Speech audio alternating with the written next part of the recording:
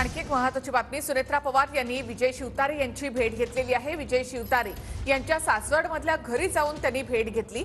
बारामती मतदारसंघामध्ये सुनेत्रा पवार महायुतीच्या उमेदवार आहेत। याआधी विजय शिवतारे यांनी सुनेत्रा पवार यांना देखील आव्हान दिलं होतं, मात्र आता आपण सुनेत्रा वहिनींचा प्रचार करणार असं विजय शिवतारे यांनी म्हटलं होतं। त्यानंतर सुनेत्रा पवार यांनी विजय शिवतारे यांची आता भेट घेतलेली आहे। विजय शिवतारे यांच्या निवासस्थानी जाऊन सुनेत्रा पवार यांनी त्यांची भेट घेतली।